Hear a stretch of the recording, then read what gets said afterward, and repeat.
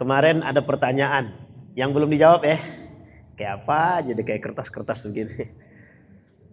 Baik, kita coba jawab satu-satu. Kemarin belum selesai semua.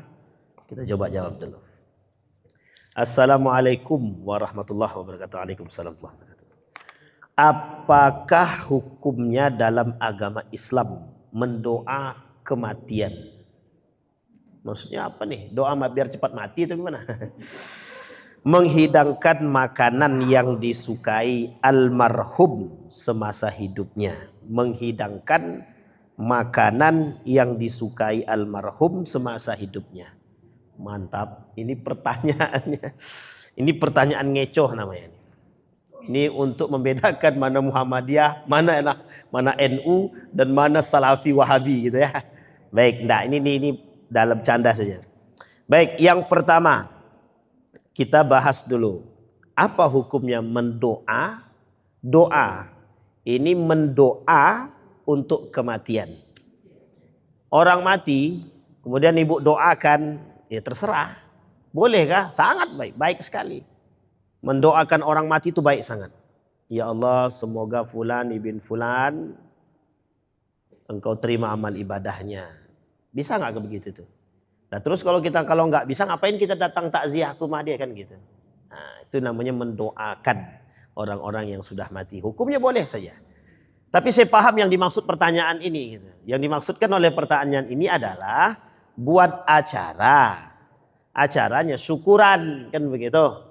Nah baik ibu-ibu perlu dipahami dalam hal seperti ini ada dua hal yang harus kita pahami. Yang pertama ada namanya hukum, yang kedua ada namanya tradisi. Oke, pahamin dulu tuh dua ini. Sehingga memahaminya kalau tidak dengan dua ini maka tidak bisa. Maka akan menghasilkan kesimpulan yang cukup ekstrim. Meskipun tidak salah tapi ekstrim. Oke, baik. Sekarang pertanyaannya, apa hukum mendoakan orang yang mati? Baik sendiri maupun beramai-ramai. Itu tidak usah dipertanyakan. Jawabannya jelas. Maka itu disunnahkan mendoakan orang yang sudah mati. Terutama bagi seorang anak. Yang kedua, apa hukumnya mendoa mengundang orang untuk datang ke rumah mendoakan si mayit? Ini mengundang orang lain datang ke rumah untuk mendoakan si mayit. Tidak ada masalah, sunnah mendatangkan orang untuk mendoakan si mayit. Justru sebenarnya nggak perlu diundang, datang sendiri. Masa tetangga mati dia nggak datang-datang, nunggu diundang baru datang gitu ya. Baik. Yang ketiga, bagaimana hukumnya mengundang orang untuk datang ke rumah tapi kami kasih minuman? Baik ya, sudah dipahami. Minuman, bukan makanan, masih minuman. Di sini sudah terjadi perbedaan pendapat. Kalau cuma sekedar minuman dan tidak memberatkan ahlul bait, ya silahkan. Tidak ada masalah. Hukumnya mubah saja. Mubah itu boleh-boleh saja. Dengan catatan tidak memberatkan ahlul bait. Yang keempat. Bagaimana kalau seandainya kami adakan makanan? Kami kasih makanan, kami kasih minuman. Niatnya adalah sedekah dari si mayit untuk orang-orang. Sampai di sini paham ya Ibu ya? Maka konteks di sini makin terjadi ikhtilaf. Ada yang membolehkan, ada yang tidak membolehkan. Yang tidak membolehkan maka masuk dalam ranah ibadah dan sesuatu yang tidak pernah dibenarkan. Alasan kedua adalah itu memberatkan ahlul bait. Alasan ketiga tidak pernah dibuat oleh Nabi. Salahkah orang yang ikut pemahaman seperti ini oleh mazhab Imam Ahmad bin Hambal dan Ibnu Taimiyah sebagian? Tidak salah. Karena bagi mereka hal seperti ini tak pernah dilakukan Nabi untuk mengundang orang kasih makan. Tapi kalau dikembalikan pada asal dia menolak karena memberatkan si mayit karena mereka telah berduka, pertanyaan kembali muncul. bagaimana kalau si mayit itu sangat senang kalau dia bersedekah? Bisakah dijadikan alasan? Berarti bertolak belakang. Kalau alasannya adalah, ini alasannya adalah keberatan atas si mayit. Maaf, atas ahlul bait. Kalau keberatan. Pertanyaan muncul, kalau ahlul baitnya senang bagaimana? Maka dibenarkan? Apakah dibenarkan? Makanya alasannya sebenarnya bukan itu. Alasannya sebenarnya jika hal tersebut masuk dalam ranah ibadah, maka ini tidak dibenarkan. Kalau masuk dalam ranah ibadah, disebutlah sebagai hal yang baru dalam agama. Hal yang baru dalam agama, jika bertolak belakang dari makna agama itu sendiri, maka tidak dibenarkan dalam pandangan mazhab Imam Ahmad ibn Hanbal atau Hambali atau Ibnu Taimiyah.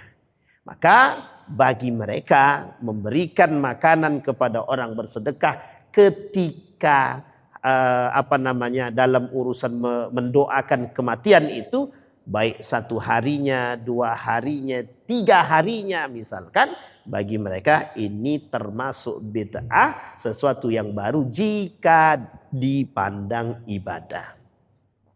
Begitu juga jika dipandang tradisi.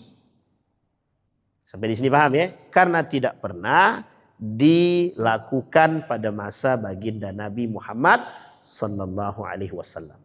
Alasan seperti ini jika dipegang oleh orang-orang yang bijaksana, maka tidak dipersoalkan. Ibu mau datang, silakan. Enggak datang enggak apa-apa. Cukup datang ke rumah, sampaikan salam, doakan, selesai, habis itu pulang, enggak ikut makan-makan, enggak apa-apa. Enggak ada masalah.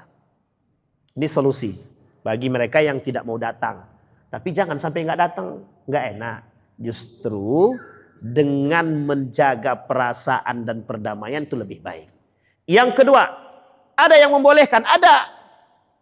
Jika dipandang ini sebagai satu tradisi yang baik dan tidak memberatkan ahlul bait, atau karena itu mungkin bukan masuk daripada uang pribadi ahlul bait, atau ada yang sedekah atas kematian tersebut, ya silahkan, tidak ada masalah. Misal Bang Ardi, ada sekawannya meninggal, Bang Ardi mensedekahkan 50 juta untuk beliau, terserah mau dibuat acara apa. Bolehkah begitu? Boleh, tidak ada masalah. Silahkan, mubah. Sampai di sini paham? Bisa dipahami, Bib? Tidak ada masalah, boleh banget itu, sangat boleh sekali. Bersedekah atas nama si mayit, bolehkah kita bersedekah atas nama orang-orang yang meninggal? Saya punya bapak, saya bersedekah atas nama bapak saya, boleh kah? Sangat boleh sekali. Mengalir ke pahala untuk beliau, insya Allah sampai ke beliau. Kebaikan seorang anak langsung. Tapi doanya kita mendoakan orang mati itu tidak sampai. Jangan salah paham dulu. Kalau tak sampai, ngapain kita doakan mereka dalam ketika sholat jenazah?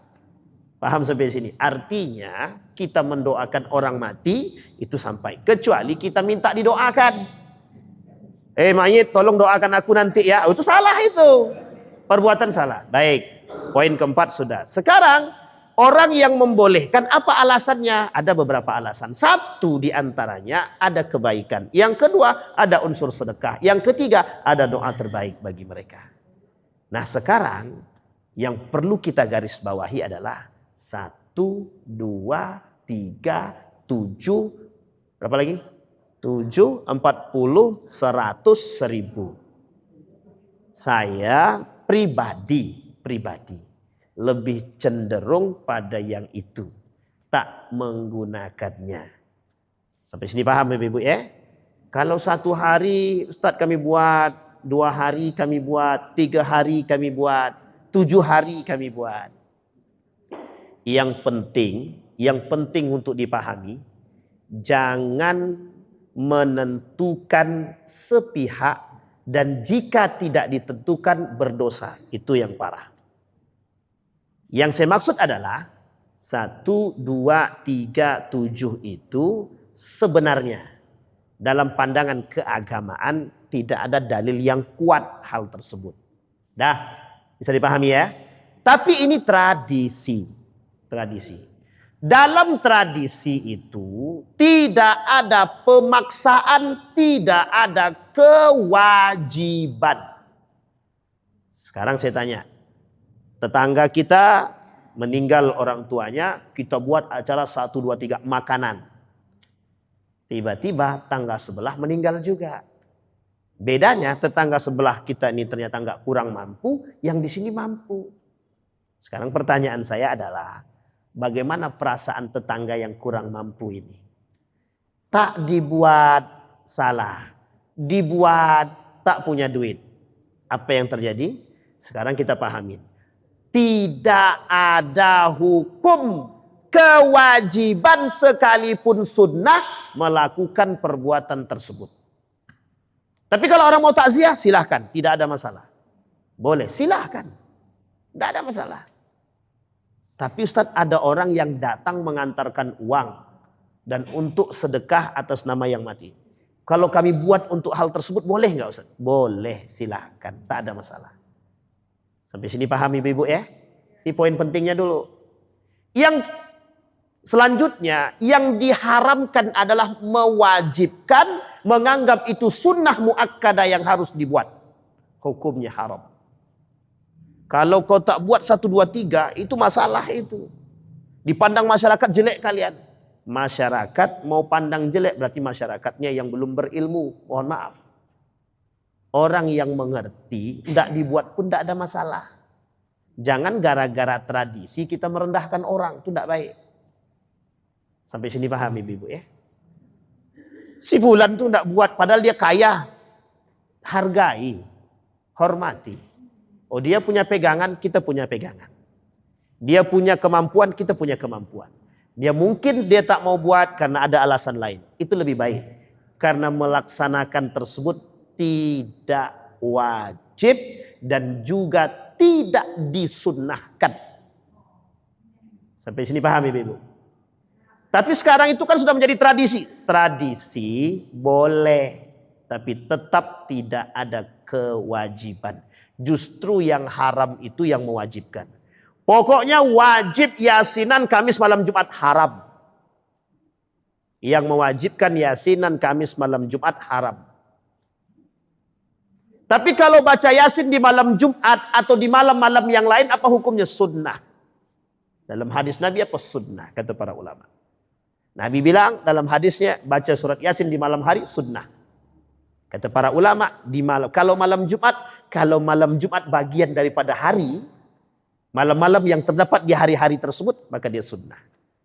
Tapi kami pilih Kamis malam Jumat, boleh. Asal tidak mengkultuskan. Pokoknya tidak ada hari yang lebih baik bentuk baca yasin selain daripada Kamis malam Jumat. Sektor, jangan cepat-cepat begitu. Nanti orang salah paham. Sehingga ketika dia baca yasin di malam Rabu, salah. Itu tidak benar. Makanya cara memahaminya adalah membacakan yasin di malam Kamis malam Jumat sunnah bagian daripada malam. Tapi mewajibkan Kamis malam Jumat, mengkultuskan Kamis malam Jumat, hukumnya haram. Sama dengan yang tadi. Orang yang tak mampu melakukan 1, 2, 3 sampai berapapun, yang tak sanggup tak usah buat. Jangan menyakiti, jangan memberatkan. Bersedekah sunnah, tapi kalau kita salah dalam memaknai, jadi haram, dosa. Sampai sini paham? Bisa dipahami ibu ya? Jadi maksud sederhananya apa Pak Ustadz? Maksud sederhananya mendoakan orang kematian itu boleh saja, bahkan disunnahkan. Dengan cara seperti apapun asalkan caranya baik, boleh. Kami datang ke kuburannya, kami doakan, silahkan. Kami takziah ke rumah duka Pak Ustadz, silahkan, tidak ada masalah. Kami takziahnya hari ini, pagi tadi ada orang, nanti setengah siang ada orang. Haruskah di malam hari? Tak harus. Malam pertama, malam kedua, malam ketiga, itu tradisi saja. Ibu mau takziahnya siang hari, kita buat siang hari, silahkan. Ngapa harus malam? Tidak harus malam. Tapi kan kita mau ngambil kemuliaan malamnya Ustaz. Dan harus baca yasin Ustaz. Tidak harus baca yasin. Tidak harus baca yasin. Bisa dipahami ibu ya? Ya tidak harus yasin, memang tidak harus yasin. Malam ini kami baca yasin Ustaz, besok kami baca yasin, besok malam ini kami ceramah, boleh, silahkan. Yang penting jangan mengkultuskan dan jangan mewajibkan. tradisi yang baik bisa mendatangkan ibadah? Bisa. Bisa sangat. Jika dalamnya diisi dengan kebaikan. Diisi dengan doa. Cuma, ada cumanya. Dalam bacaan-bacaan doa tersebut, misalkan ada ila arwahi Muhammad, ila arwahi si fulan, ila arwahi fulan ibn fulan, gitu ya. Ila arwahi Abdul Qadir Al-Jailani misalkan. Saya pribadi, karena saya orang Muhammadiyah, saya tak condong menggunakan demikian. Tapi kalau baginda Nabi Muhammad SAW itu masih dibenarkan oleh para ulama. Tapi kepada yang lain saya tak membenarkan hal demikian. Artinya kami tak memakai hal tersebut. Ila arwahi abaina wa ummahatina. Ini orang tuanya sendiri nggak apa-apa dia doakan gitu. Tapi ila arwahi si fulan ibn fulan karena orang soleh gitu ya. Arwahi Kiai Haji fulan ibn fulan karena orang soleh. Saya jujur saja Bu, saya jujur. Tidak ada dalam bahasan kami, tidak ada. Mendoakan mereka silakan, tidak ada masalah. Mendoakan silakan, tidak ada masalah. Tapi pengkhususan terhadap hal tersebut saya tak setuju. Maka ini diperdebatkan oleh para ulama. Maksudnya ulama siapa? Di dalam kalangan mazhab Syafi'i boleh, silahkan, tidak ada masalah. Yang berpegang teguh pada mazhab Syafi'i. Kami di Muhammadiyah tak pakai itu. Kalau mau doa-doa sajalah. Ila hadratin Nabi Mustafa Muhammad Rasulullah sallallahu alaihi wasallam wa likafatil amya syai'un lillahi lahu wa lahumul Fatihah. Selesai. Doa. Allahumma shalli ala Muhammad wa ala ali Muhammad. Allahumma ighfir lana dzunubana. Selesai. Begitu ya Ibu ya? Bisa dipahami? Tapi salahkah mereka yang berbuat dalam konteks kami? Salah. Dalam konteks kami. Dalam konteksnya teman-teman yang berpegang teguh pada mazhab Imam Ahmad ibn Hanbal, salah. Tapi dalam konteksnya yang berpegang teguh pada mazhab Imam Syafi'i, kata dia tak salah. Artinya setiap orang punya pegangan. Setiap orang punya pegangan. Sampai sini paham Ibu? Kalau Ibu tanya saya, bagi saya salah. Karena saya tak pernah melakukan hal demikian. Dan saya berpandangan pada guru saya yang tidak menggunakan tersebut. Tapi kalau kami berpegang kasar ada guru kami, asal tidak berlebihan, tidak ada masalah. Contoh. Semua nama-nama guru-guru di tarekat itu disebutkan ila arwahi guru ini gitu ya. Ya itu yang saya maksud. Bisa dipahami Ibu? Baik, sekarang kita cari pandangan yang paling aman. Sebenarnya paling aman, semua aman. Tergantung cara kita berpegang, yang penting ada dalil. Dalil yang dipegang itu harus baik. Kalau dalilnya dalilan, ya itu susah. Maksudnya dalil-dalilan itu bagaimana? Ya dibuat-buat dalilnya. Dalilnya nggak ada tapi dibuat-buat. Itu nggak benar. Bisa dipahami ya, Ibu ya? Itu nggak benar. Baik. Nah, sekarang menghidangkan makanan yang disukai almarhum semasa hidupnya. Emang kenapa emang? Dia sukanya kopi tawar, dihidangkanlah kopi tawar. Asal tidak niat untuk mencari kesedihan di balik hal tersebut tak ada masalah. Cuma kalau niatnya mencari kesedihan itu salah itu. Kata Nabi, la'anallah zawaratul kubur. Allah melaknat wanita-wanita yang pergi ke kuburan. Itu perempuan-perempuan yang ke kuburan itu dilaknat sama Allah. La'anallah zawaratul kubur. Perempuan-perempuan yang pergi ke kuburan dilaknat oleh Allah. Sekarang saya tanya, siapa ibu-ibu yang tidak pernah pergi ke kuburan, angkat tangan. Pergi semua. Jadi terlaknat semua itu. Jadi yang dimaksud Nabi dalam hadis ini, nanti kita kaitkan dengan kopi tadi, yang kita kaitkan dengan makanan tadi. Yang dimaksud oleh Nabi di situ, orang perempuan yang datang ke kuburan tapi meratapi berlebihan. Sampai terguling-guling dia, terjungkang-jungkang dia. Menangis-nangis, abang kenapa kau tinggalkan aku? Kenapa abang tinggalkan aku tanpa duit? Misalkan. Itu tidak boleh. Yang dilarang oleh Nabi yang itu. La'anallah zawarat al-kubur. Nabi melarang perempuan-perempuan yang datang ke kuburan yang meratapi. Maksudnya apa? Kata Nabi, kelak di akhir zaman akan ada satu kaum yang kaum tersebut meratapi kematian siapapun dengan berlebihan. Contoh, ibu tidak makan berhari-hari, ditinggal mati suaminya. Sudah 3 hari dia tak makan, tak ada selera. Itu namanya menyiksa diri. Itu nggak benar. Tidak dibenarkan. Dalam agama nggak dibenarin. Menyiksa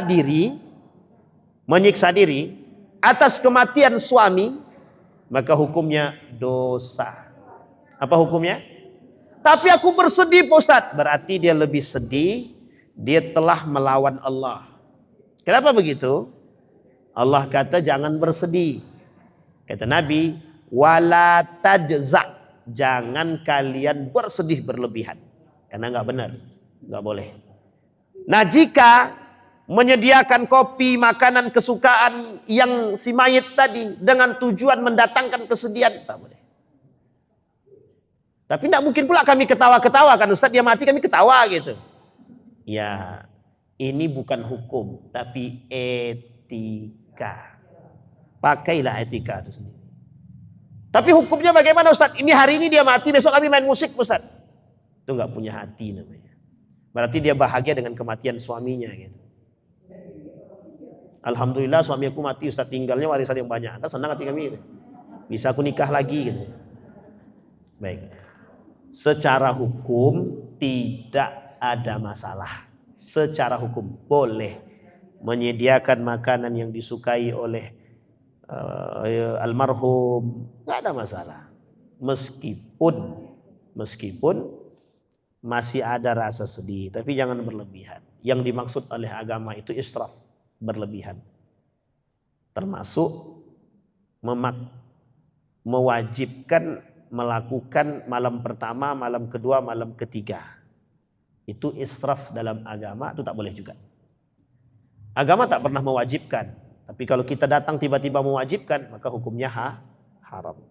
Sampai sini pahami Ibu ya. Berarti yang sudah bisa dipahami ya, di mana letak keharaman ini bisa dipahami. Baik. Tapi itu kan bid'ah Pak Ustaz. Jika dipandang ibadah bid'ah, tapi jika dipandang dia tradisi bisa mendatangkan kebaikan. Oke? Tradisi itu tak semuanya. Tradisi yang bertolak belakang dari agama dan syariat, maka hukumnya haram. Tapi tradisi yang bisa dikombinasikan dengan agama, melahirkan nilai-nilai kebaikan, maka tidak dipersoalkan. Boleh bisa dipahami Ibu ya? Baik. Udah habis waktu kita dah? Oh belum. Tenang.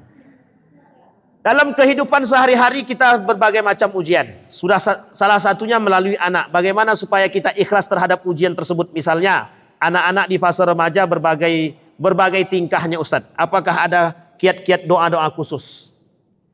Pertanyaan ini agak sedikit kita kerucutin.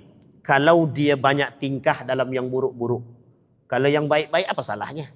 Ustadz banyak kali tingkah anakku ini. Minta Al-Quran lah dia, menghafal Quran lah dia. Masa itu salah? Itu kalau sempat kayak gitu orang tuanya yang salah dari itu. Baik. Bagaimana kalau supaya kita ikhlas terhadap ujian ini? Ujian apa dulu? Baik apa buruk? Kalau ujian baik mesti banyak yang ikhlas. Kalau ujian buruk itu banyak yang susah ikhlasnya. Anak kami narkoba Pak Ustadz. Bagaimana caranya? Ya direhab. Kalau nggak mau direhab masukkan penjara. Kalau masuk penjara dia makin jadi Pak Ustadz. Masukkan rehabilitas. Masih jadi Ustadz. Masukkan dia ke pesantren. Selesai urusan itu. Nggak usah ditengok-tengok. Kami pula yang sedih Ustaz, orang tuanya nggak kuat, selesai. Maka orang tuanya yang menghancurkan anaknya. Apa doanya Ustaz? Banyak. Rabbana hablana minas salihin. Rabbana hablana min azwajina wa dhurriyyatina qurrata a'yun waj'alna lil muttaqina imama. Rabbana hablana minas salihin. Rabbi ja'alni muqima salati wa min dhurriyyati rabbana wa taqabbal du'a. Allahumma salli ala Muhammad wa ala ali Muhammad. Allahumma ja'alhu zurriyatan tayyibah. Allahumma ja'al ahlana min ahlil Qur'an wa ja'al ahillatana min ahlil Qur'an. Alladzina nahnu khasatuka wa ahluki ya arhamar rahimin. Cari ubun-ubunnya tiup. Semburkan sebelum tidur.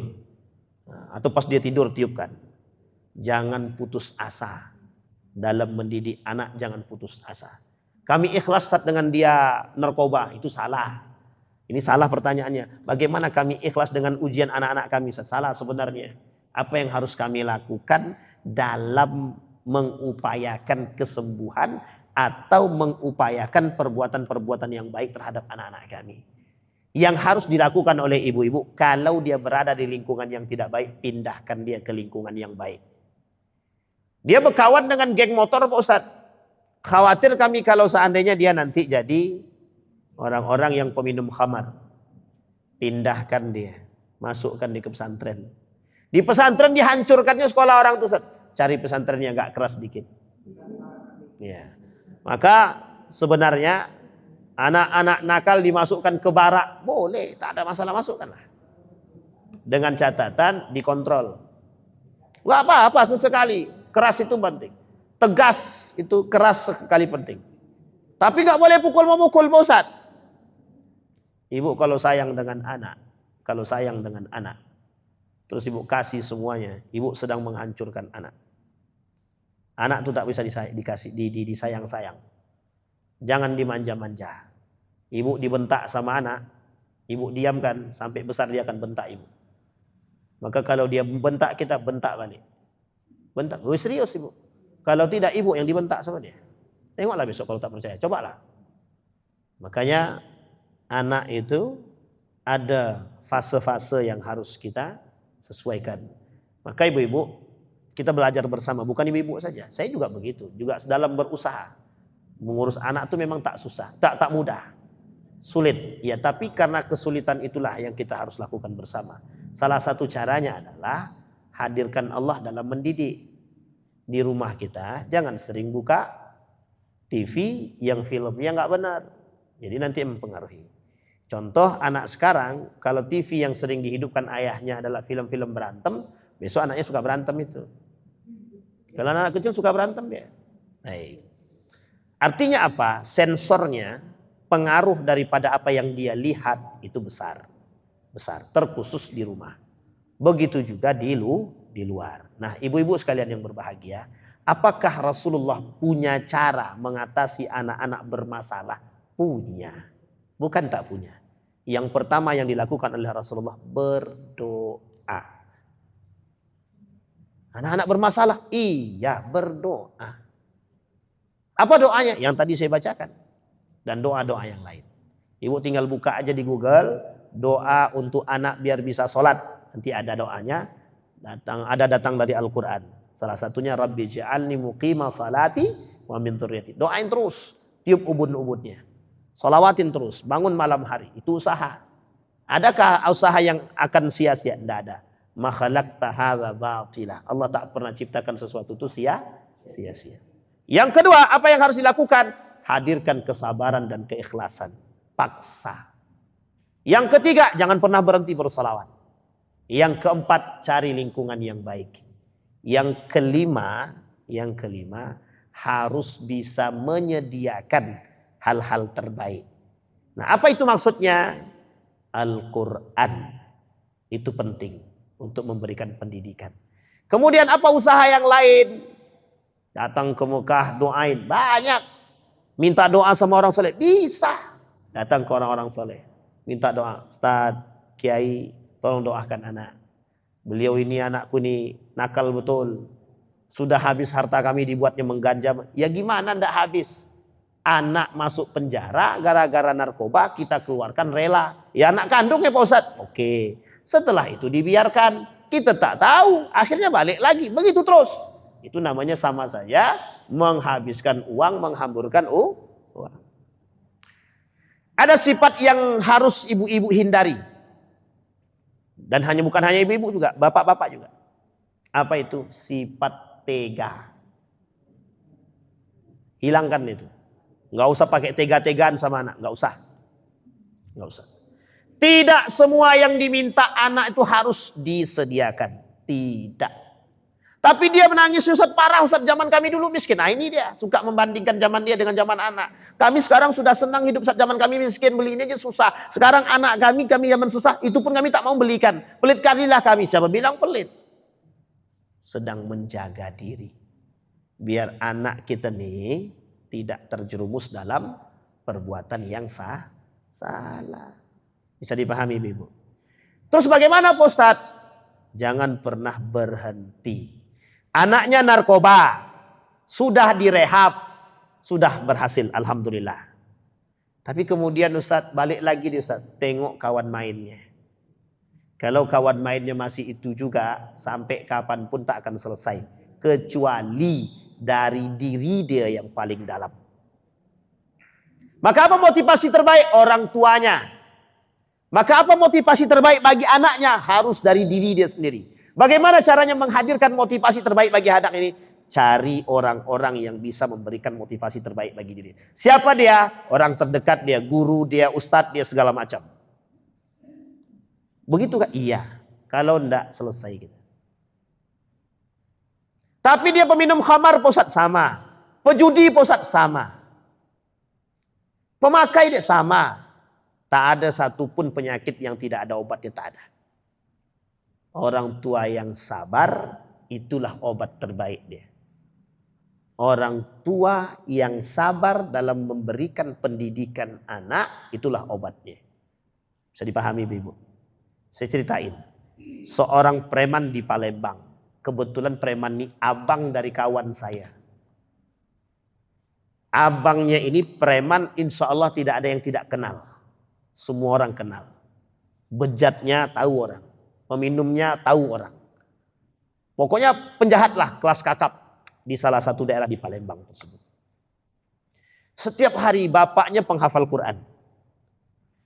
Adiknya, kebetulan adiknya itu pimpinan pondok pesantren. Ya, pimpinan pondok pesantren. Tapi abangnya ini minta ampun bejatnya. Tapi adakah mungkin bagi Allah untuk memberikan jalan kebaikan pada diri dia? Mungkin dalam pandangan orang agak sulit. Karena udah saking bejatnya. Tapi apa yang dilakukan? Doa orang tua. Orang tua nggak pernah berhenti berdoa. Dilalah, ibunya meninggal. Kesedihan terdalam dalam diri dia ketika ditinggal ibunya. Tahu ibu apa yang terjadi? Ternyata Allah punya rencana lain. Apa itu? Preman ini taubat. Karena ibunya meninggal, taubat. Tahu ibu apa yang dilakukan dia? Pergi dia ke Jawa. Tahu ibu ngapain dia ke Jawa? Menghafal Quran. 3 tahun jadi penghafal Quran 30 juz. Preman. Dan dia tak pernah balik ke Palembang. Apa yang dilakukan? Keliling pondok-pondok tahfiz di Jawa. Hari ini dia pemegang 7 sanad terbaik hafal Al-Quran 30 juz. Pernah ibu bayangkan begitu?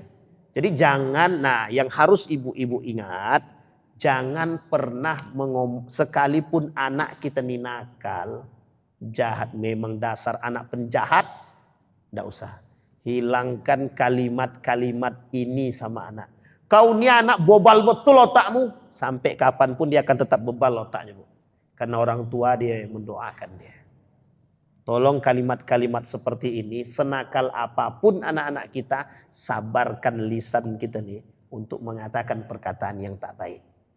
Tolong betul. Anak celako engkau, memang celako dia besok. Karena siapa yang mendoakan dia celaka? Ibunya. Bisa dipahami Ibu? Sejahat apapun, ujian kita memang di situ. Ujian suami, anak, istri, harta. Ujian istri, suami, anak, harta. Ujian anak, orang tua dan harta dan diri dia sendiri. Jadi banyak juga. Ya semua ujian. Baik itu ujian, buruk juga ujian. Oke, doa-doanya tadi sudah saya sampaikan. Yang penting itu sebenarnya satu aja. Istiqomah dalam doa tuh. Aku Ustaz ragu, Ustaz doa aku dikabulkan apa tidak. Itu dia masalahnya. Sampai kapan anak kita mau berubah? Ustaz alhamdulillah tadi malam sudah saya doakan anak saya. Tahajud sudah, Yasin sudah, baca ubun-ubun sudah. Alhamdulillah. Sekali itu aja. Iya Ustaz. Itu masalahnya. Berharap betul datang dari langit itu.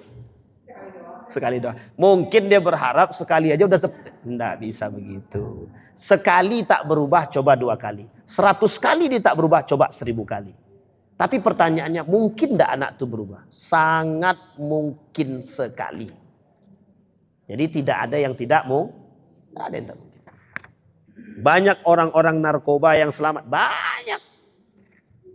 Banyak anak-anak yang, itu coba lihat di jamaah-jamaah tablik itu. Berapa banyak pemain-pemain, peminum khamar, pejudi, pezinah. Tapi mereka tobat aja kan. Dan ternyata Dery Sulaiman misalkan. Apa lagi itu?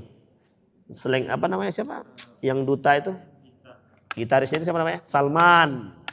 Namanya Salman, nama gantinya Salman. Salman, banyak Bu. Orang-orang yang nakal-nakal itu bertobat itu banyak. Kita kan mandangnya orang nakal itu jahat selamanya. Enggak. Yang kita khawatirkan orang baik jadi jahat, itu yang kita khawatirkan. Yang perlu kita takuti orang baik jadi jahat. Kalau orang jahat jadi baik kita nggak perlu takut Bu. Yang kita khawatirkan adalah orang baik jadi jahat. Baik. Bertanya dong Ustadz. Dari kemarin kan bertanya terus. Bagaimana fitnah di media sosial Ustadz? Besar. Misalnya memposting dan lain-lain. Ibu-ibu, perempuan, berhentilah posting-posting ini. Berhenti. Nah itu dia. Cantik tidak, jelek iya misal. Itu yang lain tuh. Bu, fitnah media sosial ini berat. Yang pertama fitnahnya, kalau dia memfitnah atau menyebarkan berita-berita hoax melalui media, ada dua kemungkinan. Kalau itu benar, dia telah menyebarkan aib. Kalau itu salah, dia telah memfitnah. Ada lagi Bu? Belum selesai lagi, itu belum sedikit. Ya. Baik. Dia telah memfitnah. Dua-duanya dosa. Ibu-ibu, sekarang saya tanya, coba jawab dengan jujur. Ibu posting foto di media sosial itu untuk apa? Jawab dengan jujur tapi. Biar ditengok orang kan. Saya langsung tembak aja kan. Biar orang tahu aku sedang apa Pak Ustadz. Itulah yang banyak hari ini. Tidak hampir dikatakan sedikit sekali orang yang posting foto itu hanya untuk kebaikan pada diri dia. Sisanya pamer. Berarti gimana dong Ustadz? Ya udah nggak usah pamer. Paham ibu-ibu? Datang ke Mekah foto, thread. Aku sedang ke Mekah, aku doakan kalian semua. Memang satu sisi ada baiknya. Dia baik mendoakan orang. Masalahnya postingan dia ini, foto dia aja itu. Ternyata besok ditengoknya. Wih, alhamdulillah. Yang like banyak gitu. Yang komen banyak banget. Wah, itu benar. Rupanya jualan diri. Pakai Facebook Pro. Astagfirullah wa atubu. Bu, saya cuma kasih tahu sekarang, hati-hati dengan biodata diri kita, KTP, foto kita. Banyak orang yang bisa melakukan salah guna terhadap foto, video pribadi kita. Diambilnya foto kita, dipostingnya. Ini mohon maaf kejadian. Seorang perempuan, dia foto, diambillah fotonya, dijual. Yang mau menikah dengan perempuan ini segera kasih tahu saya. Dilalah, ada orang yang percaya. Akhirnya perempuan itu dijualnya. Nah, ini yang jadi masalah. Apa yang terjadi dengan perempuan tersebut? Bingunglah perempuan tersebut. Datang laki-laki itu ke rumah. Katanya kita mau nikah, kata dia. Kapan pula aku posting, kata perempuan tadi. Rupanya ada orang yang mengambil foto dia. Itu yang terjadi. Jadi jangan sembarangan, hati-hati. Yang kedua, tolong jaga hati. Jaga hati. Ibu posting foto pribadi ibu. Baik di HP, di WhatsApp, di Facebook, di mana-mana. Sebenarnya tidak ada yang paling penting. Tak ada. Tak ada yang penting, yang terpenting dari postingan itu tidak ada. Kecuali ibu posting untuk ada anak yang hilang. Ibu posting fotonya tolong. Nah itu penting. Nah kan ibu tidak hilang. Kami pengen Ustadz biar nanti anak-anak kami ke belakang tuh kenal dengan kami. Oke. Tidak perlu setiap waktu kan postingnya. Betul Bu? Nah ibu belakang tuh yang sepakat. Betul. Untung kita nggak berteman di Facebook kan Bu. Tuh. Jadi fitnahnya Bu. Sekarang fitnah media ini besar. Besar, sangat besar. Media sosial ini besar. Orang jualan di sana. Orang nebar hoax di sana. Menebar fitnah juga di sana. Semua di sana. Maka pergunakanlah media itu untuk yang baik saja. Ibu postingan kajian, silahkan. Biar orang-orang mendengar kajian ibu-ibu. Ya, ada kajian yang ibu posting, alhamdulillah. Foto yang bertuliskan motivasi, asalkan yang kita postingkan itu benar. Maka saya menyarankan jangan perbanyak posting foto pribadi. Ya, tak usah. Satu cukuplah untuk kenangan anak-anak atau cicit-cicit besok. Itu pun kalau cicit kita masih ngerti. Kalau dia tidak tahu cicitnya, itu ya. Baik. Yang ketiga, ibu-ibu, jaga betul tangan kita nih dari mengetik-ngetik yang nggak benar. Di dalam media ini, di dalam media itu, ibu-ibu sedang dipantau teknologi yang kita pakai, baik Facebook, baik itu TikTok, baik itu YouTube, baik itu apapun, kita sedang dipantau. Sedang diapain, Bu? Kalau dalam kajian database atau base data dari anak-anak teknologi, kita sedang membuka aib kita sendiri di media itu. Dan itu semua adalah permainan yang sengaja mereka sediakan agar kita jauh dan lalai dari Allah. Itu fitnah terberatnya. Salah satu cara membuat orang biar lalai dengan Allah, biar dia sering-sering menengok HP dia.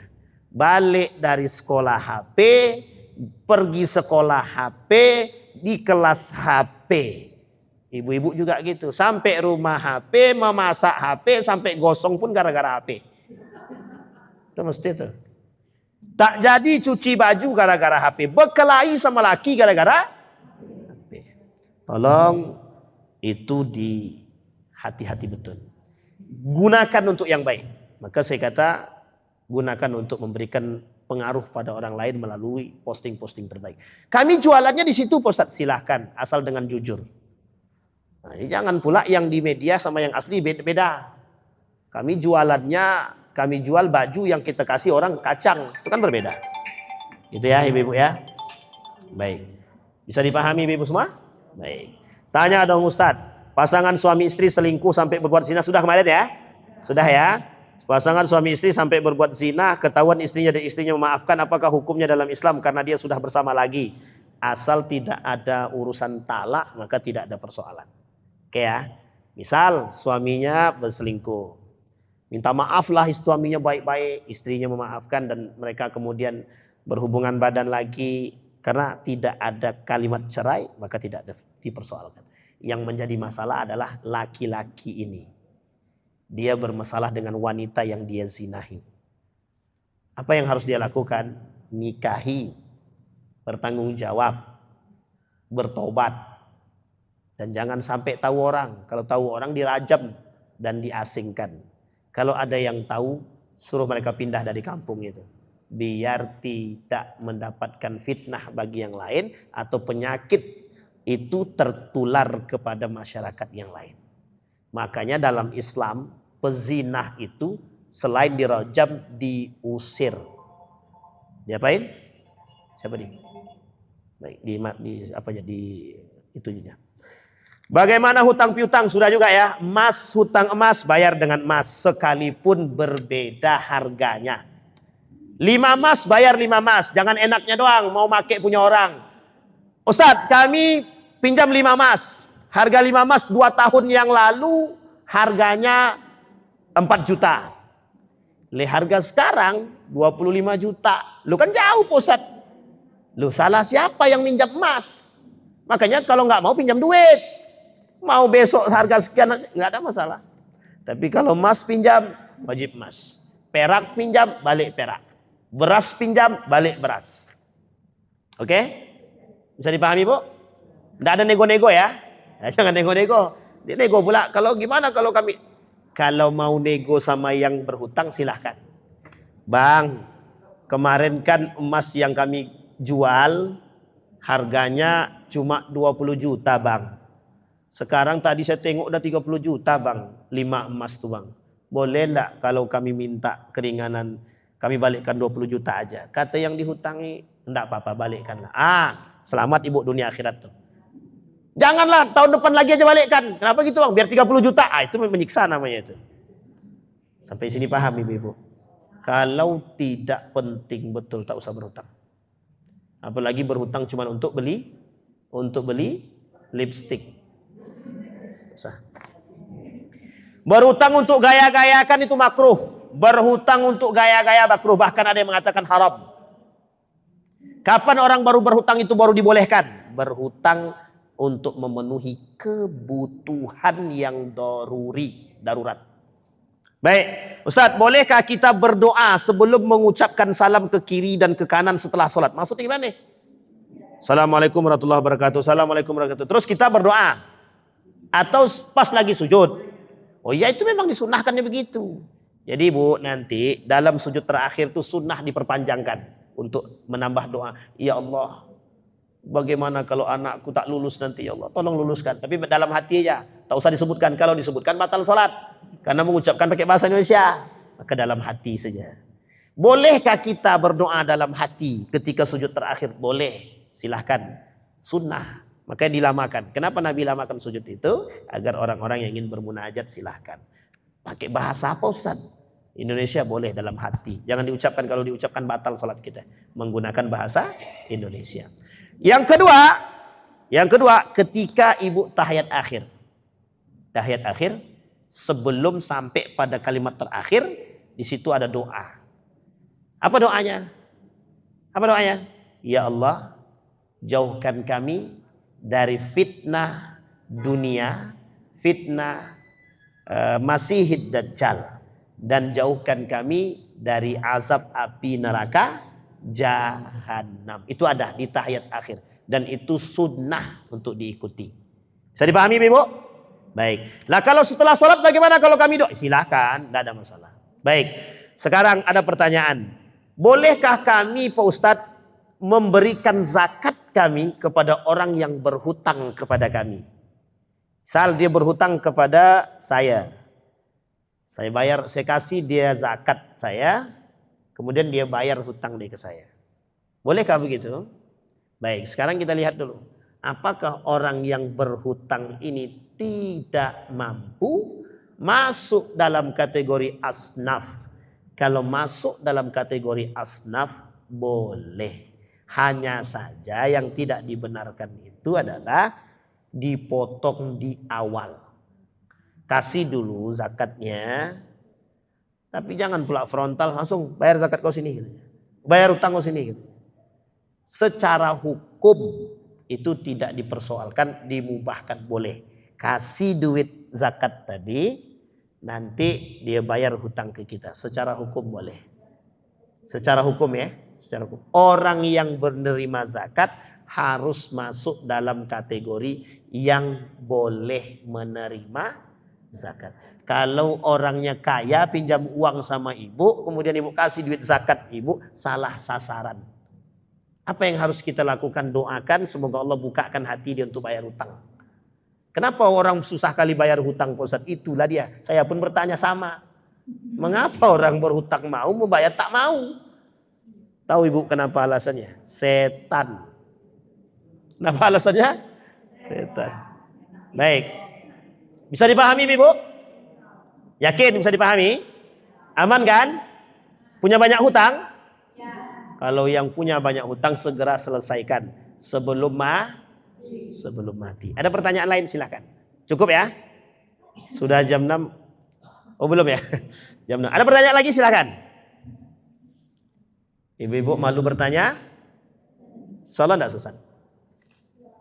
Ya, jadi boleh-boleh saja kita membayar zakat kepada orang yang berhutang kepada kita, asalkan orang yang kita zakati ini masuk dalam kategori asnaf atau 8 asnaf yang berhak menerima. Kenapa Bu?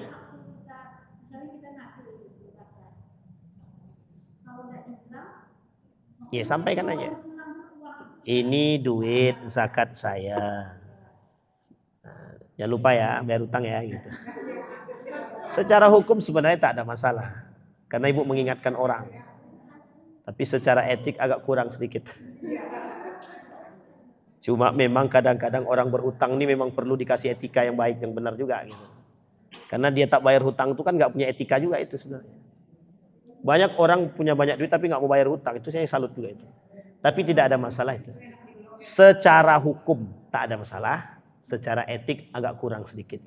Tapi kalau memang itu menjadi, sebenarnya sederhana saja.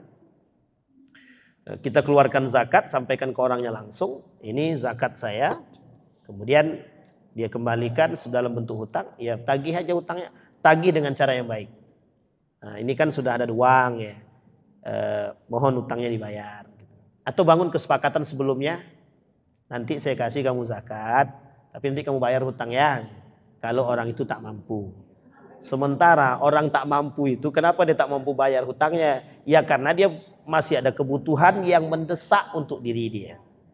Nah kalau kita kasih dia zakat kemudian kita ambil uangnya, kira-kira tertutup nggak kebutuhan dia? Kan gitu. Kalau saya menyarankan kita saja ngasih zakat ke dia, kemudian kita minta pula lagi hutangnya kan? Nah, sebaiknya kita ikhlaskan aja lah. Tapi hutangnya banyak Pak Ustadz, 5 juta misalkan. Loh sekarang pertanyaannya zakat ibu berapa besar? Kan zakat tuh paling 200-300 ribu kan gitu. Tapi kan paling tidak dia nyicil Pak Ustadz. Ya terserah.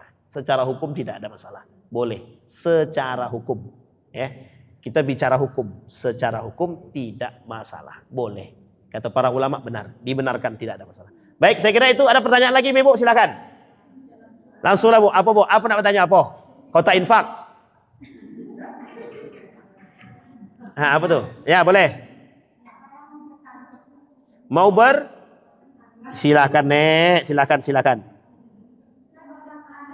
Seorang anak, rajin sedekah terus.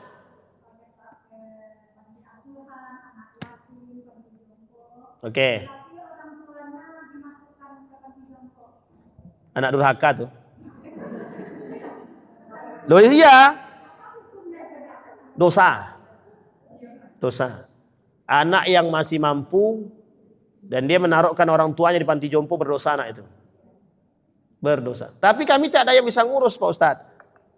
Harus urus orang tua sendiri. Keinginan siapa? Anaknya kalau punya akal sehat tahan. Kalau tak punya pula anak tuh akal sehatnya, itu lain cerita tuh. Orang tuanya taruh di panti jompo. Itu saya pun di hadapan, kalau sempat di hadapan saya setempeleng anak itu. Ini emosi pula awak dibuatnya kan. Ibu-ibu perhatikan baik-baik. Seorang anak mengapa menaruh mamanya ke panti jompo? Ada alasankah? Ada. Cari tahu dulu alasannya. Bisa jadi dulu orang tuanya nggak punya perhatian sama dia.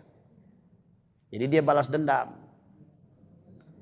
Artinya kedua-duanya salah kan? Itu dampak dari perbuatan orang tuanya kan? Yang kedua, kalau anak tuh hanya karena kesibukan dia saja, dia tak mampu mengurus orang tuanya, dimasukkanlah orang tuanya ke panti jompo atau ke panti asuhan atau panti apalah pokoknya, panti sosial misalkan, itu anaknya nggak benar secara etik, hukumnya dosa dia. Yang ketiga, Ustadz, tapi ini permintaan orang tua, kami sudah larang berkali-kali Pak Ustadz, tapi dia tetap mau ke sana, alasannya kalau dia di situ Ustadz banyak kawannya. Yang kedua, kalau dia di rumah dia sendirian Ustadz. Dia sendirian. Yang pertama, carikan dia kawan. Bukan berarti istri baru ya. Carikan dia kawan melalui misalkan ada orang yang jaga beliau.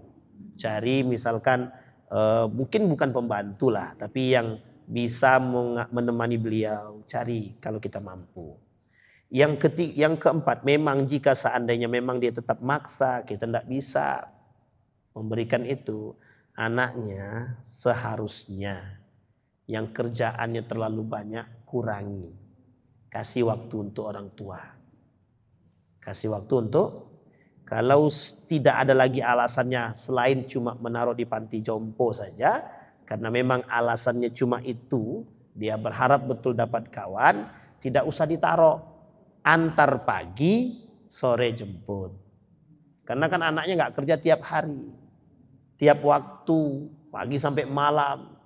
Nanti taruh di situ. Dan ini terkhusus buat orang anak-anak yang tidak punya anak dan dia suami istri bekerja. Kan tinggal orang tua sendirian di rumah. Yang salah dari anak-anak tuh banyak. Satu, membuat orang tuanya jadi pembantu. Yang kedua, disuruhnya orang tuanya ngurus anaknya. Itu dosa besar itu. Yang ketiga, ditaruhnya panti jompo. Itu dosa juga itu. Tapi orang tua saya ini pikun, Ustaz. Kalau tinggal di rumah sendirian, kasihan dia. Makanya kami taruh dia di panti jompo. Maka saya katakan, cari orang. Atau amanahi kepada tetangga. Nah, itu dia yang paling penting. Kalaupun harus terpaksa harus taruh di sana, bukan berarti menaruh dia, Ustaz, memang kepermintaan dari sang ibunya. Maka itu adalah alternatif terakhir yang dimakruhkan. Benar, dibolehkan tapi dibenci. Tak berdosa dia tapi dibenci sama Tuhan. Dia tak berdosa memang tapi dibenci sama Tuhan. Jadi ibu-ibu tidak usah minta yang aneh-aneh lah. Kalau masih sehat, nak tolong taruh aku di panti jompo, tak usah lagi. Jangan minta yang aneh-aneh. Saya dipahami ibu-ibu ya. Sebenarnya kemungkinan yang saya sampaikan itu adalah kemungkinan yang mungkin terjadi. Meskipun itu ya jarang ditemukan tapi ada. Itu ibu ya. Jadi berarti dosa dong kalau anak naruh ibunya ke panti jompo. Kalau alasan dia menaruh ibunya ke panti jompo karena susah ngurusnya dan lain sebagainya, durhaka, nah itu durhaka. Doakan aja sama Allah. Doakan untuk kebaikan dia, terbuka hati dia, balik jemputnya balik. Harusnya seorang anak berbangga kalau ada orang tua mau tinggal di rumahnya. Kenapa? Rezekinya akan datang seperti air mengalir. Itu dia. Harusnya bangga kalau ada orang tua cuma mau di rumah dia dan gak mau di rumah kakaknya yang lain. Wah, itu harusnya bangga itu. Senang banget harusnya. Kenapa? Karena rumah dia sedang ingin dilangkahi dan dimasukkan oleh malaikat. Dan dia sedang ingin mendapatkan kucuran rezeki yang melimpah. Begitu. Bisa dipahami ibu-ibu? Bisa nggak dipahami nih? Aman kan? Aman Bu. Kita tutup ya Bu ya. Agak jauh sedikit nih. Baik, mudah-mudahan ada manfaat. Mudah-mudahan pertanyaan-pertanyaan yang tadi kita sampaikan bisa memberikan jawaban yang baik. Sehingga ibu-ibu tidak salah dalam melangkah. Dan insya Allah semua kita yang hadir husnul khatimah.